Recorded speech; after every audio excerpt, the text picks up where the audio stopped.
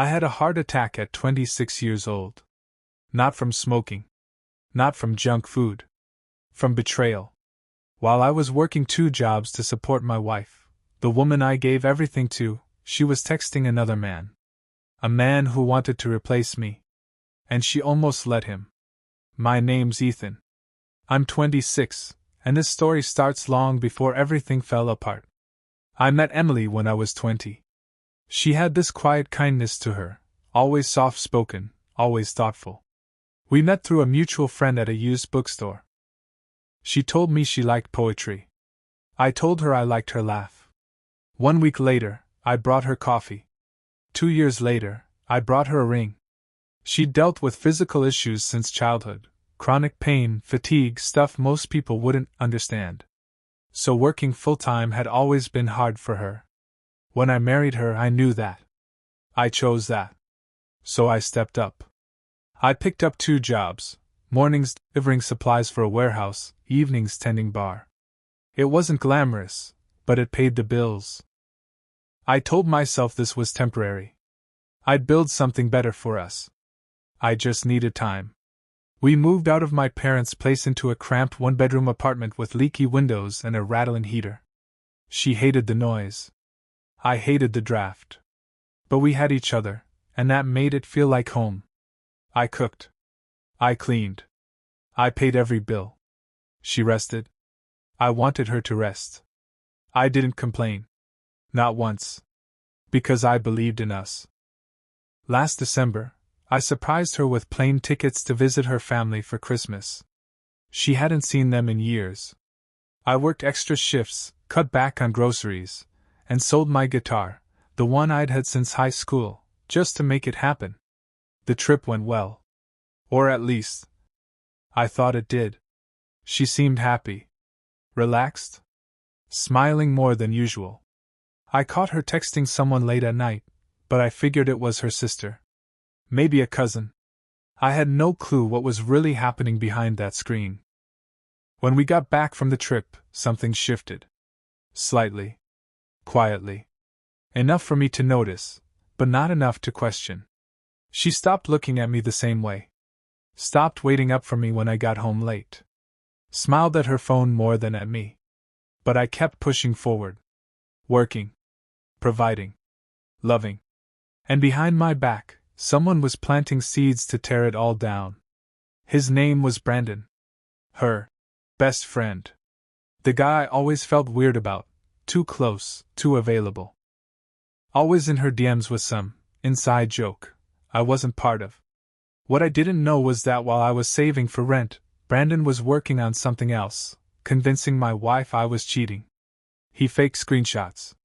Recruited his buddies to send her messages pretending to be women I'd talked to. Said I had another phone. That I was never really working late. And the worst part? She believed him. She never came to me. Never asked?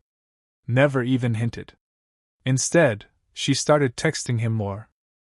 Laughing at his jokes. Trusting his words over mine. I didn't know it yet, but the cracks were already spreading. There's this moment I'll never forget. I came home from a 14-hour day. I had flowers in one hand and takeout in the other. I was exhausted, aching, but proud. I had made it through the week. She was on the couch. Didn't look up. Didn't smile. Didn't even say, "Hi." Just kept scrolling her phone. That was the moment I knew something was wrong. That I wasn't just tired, I was alone. She had started drifting, and I was too busy surviving to notice. And Brandon? He was just getting started. It started with a message. Emily was in the shower. Her phone buzzed twice on the kitchen counter. I wasn't snooping. I wasn't even thinking about checking. But then I saw the name on the screen, Brandon. And the preview? "You okay?" He's probably lying again. "I'm here if you need me." My stomach twisted. Lying? About what? I opened the thread. And everything just collapsed. There were dozens of messages. Weeks of them. Him reassuring her that I was unfaithful. Saying things like, "He's good at hiding things." Guys like him always are. You deserve someone who puts you first. He's just pretending to care. I see through it. And the worst one. The sooner you walk away, the sooner I'll help you rebuild. Help her rebuild? With him? I scrolled further. He'd even sent screenshots, fake ones, of text conversations between me and random women. All of them looked real. But I knew they were fake. Because they never happened. He even made fake profiles that matched my writing style. Timestamped to make it look like I was talking to other women while Emily was asleep beside me. He didn't just want to ruin my marriage. He wanted to take my place. That night, I confronted her. I didn't yell. I didn't throw anything. I just asked, "Do you believe I cheated on you?" She froze. Her eyes shifted. And then, she nodded. She nodded. Like months of sacrifice, of sleepless nights, of carrying this marriage on my back, meant nothing. I asked her why she never talked to me. Why she never showed me the messages. She said, "Because I didn't want to believe them were true, but they felt true." Felt true? I felt like the floor was vanishing under my feet.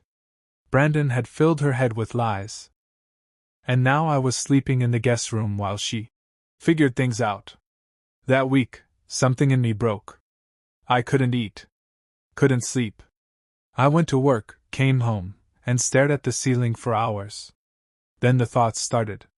The dangerous ones. I didn't want to die. But I didn't want to live like this either. One night, I ended up outside a crisis clinic. I walked in and said, "I'm not okay." They admitted me. Kept me for 3 days. Emily didn't even visit. When I got out, I thought maybe, just maybe, she'd understand now. But no. Brandon told her I had faked the whole thing. That I went to the hospital to emotionally manipulate her into staying. She believed that too. That's when I snapped. I stopped talking. Stopped trying. Stopped eating. Then the chest pain started. It wasn't sharp. Just pressure. Like a brick was sitting on my ribs. I ignored it. It got worse. My arms felt numb. I started sweating and couldn't catch my breath. That's the night I had a heart attack. At 26. The doctor said it was stress-induced, accelerated by exhaustion, anxiety, and lack of sleep. And you know what finally made Emily wake up? Brandon confessed. When I was in the hospital, he texted her. Said he had to come clean. That he made everything up. That I never cheated. That the messages were fake. That he'd planned it all. And then he said the quiet part out loud. "You deserve better. You deserve me." That was the moment Emily realized the truth. The moment she broke down sobbing beside my hospital bed. The moment she said the words I never thought I'd hear. I was wrong. I believed the wrong person. And I almost lost you forever. But it wasn't over. Not even close. Because what came next would change everything. I wish I could tell you that after the hospital, everything got better. It didn't. I got discharged 3 days after the heart attack. My chest still felt like it was wrapped in steel cables. My head was heavier than ever. And my wife? She was sitting in the passenger seat, crying quietly. Not saying much. Just crying. She cut off Brandon that night. Blocked his number. Deleted their chat history. Even sent messages to the fake accounts he used, cursing them out before deleting those too. She told me everything. When it started. What he said. What she believed. What she did. She swore there was no physical contact. That he lived over 24 hours away. That the worst thing she did was send him photos, nothing explicit, but still, personal. Honestly, I didn't care if he was on the moon. He was inside our marriage. And she had let him in. She gave me full access to her phone, her email, even her cloud backups. Said, "I want you to see everything." So I did. And it was bad. Worse than I expected. She didn't just doubt me. She confided in him. Trusted him. laughed at his jokes, shared things she should have shared with me. Even after I ended up in a mental health facility, she still kept talking to him. Why? Because he told her that I was faking it. That it was just a trap. That I was emotionally abusive. He made himself the hero of her story, and I became the villain. I was the one who paid the bills. I was the one who stayed. I was the one who broke, and she looked the other way. But the part that broke me most? 2 weeks later, she sat me down and said, "I'm pregnant." I just stared at her. She said she didn't know at first. Thought her body was just reacting to the stress. But when the symptoms got worse, she took a test. It was positive. My first words? "Is it mine?" She flinched. I hated myself for asking, but I had to ask. She nodded. Said she hadn't seen Brandon in person in over a year. She even agreed to a prenatal DNA test, just to be sure. We did the test. It came back 99.9% positive. The baby was mine. And that was the moment everything became real again. Not just the pain. Not just the betrayal. But the weight of the future. I was going to be a father. To a child made in the middle of our deepest storm. We packed up and left the state. Moved halfway across the country to get away from everything. Her family, his friends, the memories, the poisoned air. We needed a reset. At least, that's what we told ourselves. New apartment. New doctor. New plan. But even here, even now, I can't breathe right. Some nights, I wake up in cold sweats remembering those texts. Or worse, hearing her laugh at something he wrote. She says she's sorry. Every day. She cooks. Cleans. Leaves love notes on the fridge. Goes to counseling twice a week. Tells her family what she did. Doesn't hide anything. She's doing everything right now. But me? I'm stuck. Some part of me can't let go of the version of her that betrayed me. Can't look at her without wondering if she still thinks of him. Can't imagine raising a child with someone who believed I was that kind of man. I still love her. But I don't trust her. And I don't trust myself. Because now I question everything. After we moved, everything got quiet. Too quiet. No more late-night whispers. No more shady texts. No more Brandon. But silence has a way of making pain louder. Emily was doing all the right things. She was trying. She really was. She went to therapy. Gave full access to her phone. Wrote apology letters to my parents, even though they didn't know the full story. She cooked every meal. She kissed my forehead in the mornings. She bought baby books and stuck post-it notes with, "You'll be a great dad," on the mirror. And still, I couldn't feel anything. No anger. No peace. Just numb. Because somewhere in that hospital bed, hooked up to wires, wondering if I was going to die at 26, something inside me had shut off. And I realized something brutal. The version of me who used to carry everyone's weight, he was dead. I had spent years being the strong one, the provider, the protector, the man who just kept going, even when it cost him everything. That guy got betrayed. So I started building someone new. Someone who didn't say, "It's fine," when it wasn't. Someone who didn't carry guilt that didn't belong to him. Someone who didn't beg for love from someone who already had it and still chose to hurt him. I told Emily, "I'm here for the baby. I'm here because I want to be. But this is going to happen on my terms now." She nodded, quiet. She didn't argue. Didn't cry. Maybe because she knew I wasn't threatening her. I was setting boundaries.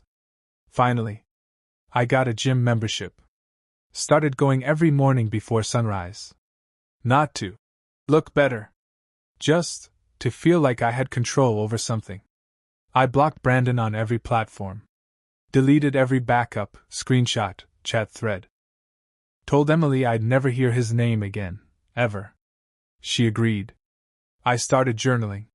Nothing fancy, just raw, ugly truth.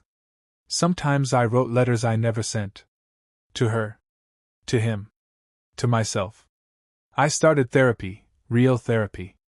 Not just surviving sessions. Not just venting. But actually digging into why I let myself be consumed by someone else's life for so long. And I made one more decision. I was going to be a good father, no matter what happened to my marriage. Because this child? They didn't ask for this mess. They didn't choose betrayal.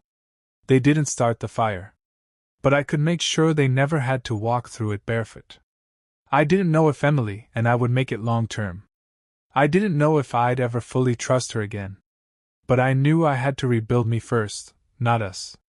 And for the first time in a long time, I felt something. It wasn't happiness. It wasn't closure. It was fire. Not revenge.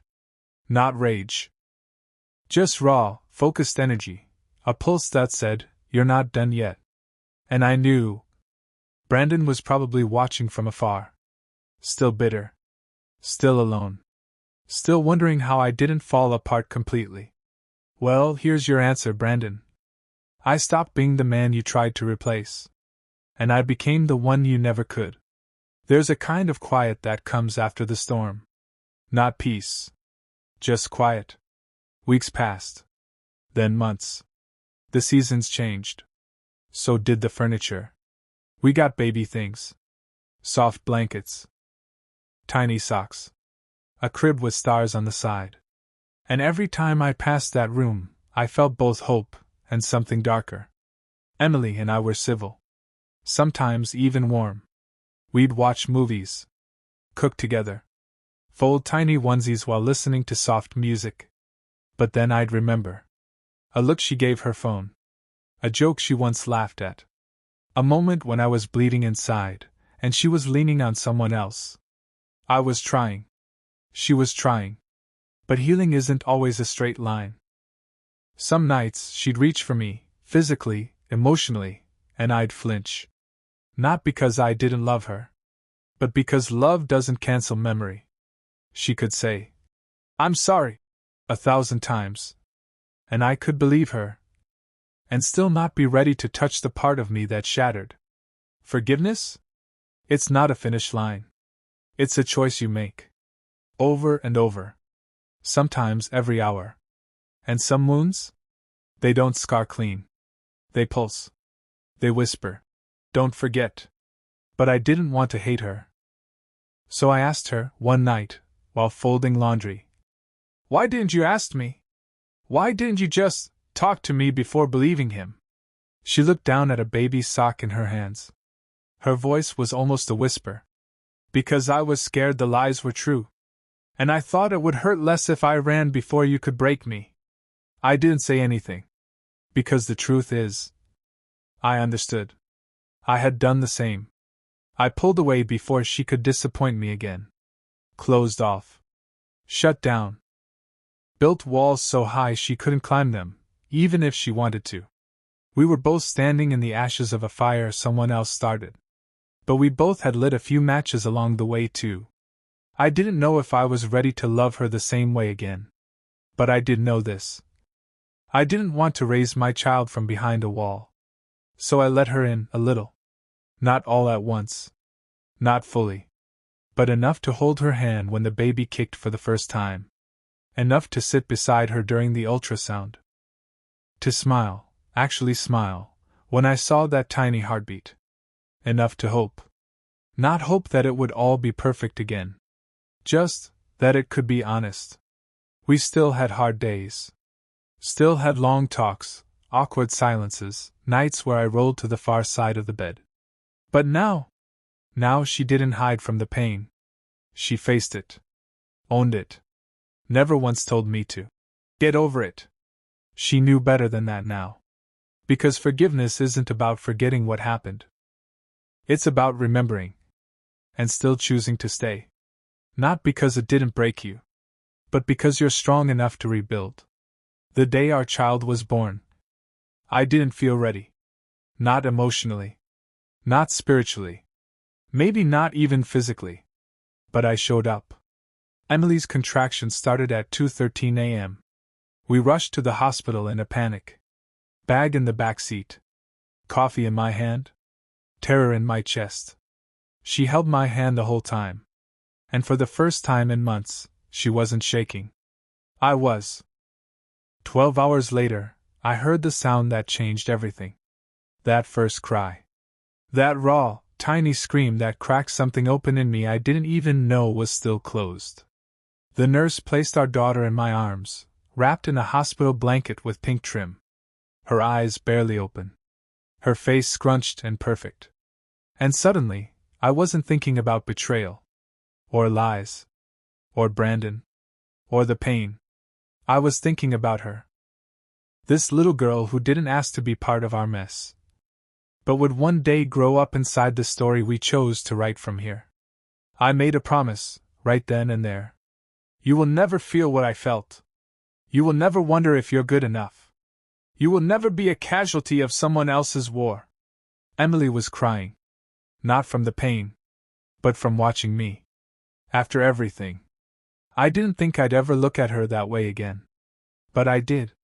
Not like the woman who betrayed me. Not like the girl who got manipulated. But as the mother of my child. That didn't erase what happened. It didn't make it okay. But it gave me something bigger to fight for. Not for a perfect marriage. But for an honest life. We still have work to do. We still have therapy. Still have days where the silence between us is heavier than any words. But now, I see her trying. And I see me trying too. Not for her. Not even for us. But for her. Our daughter. Because that little heartbeat in a monitor became the rhythm that brought mine back to life. She didn't save our marriage. She saved me. And that's enough for now. Thank you for watching. Don't forget to subscribe to the channel, and see you in the next videos.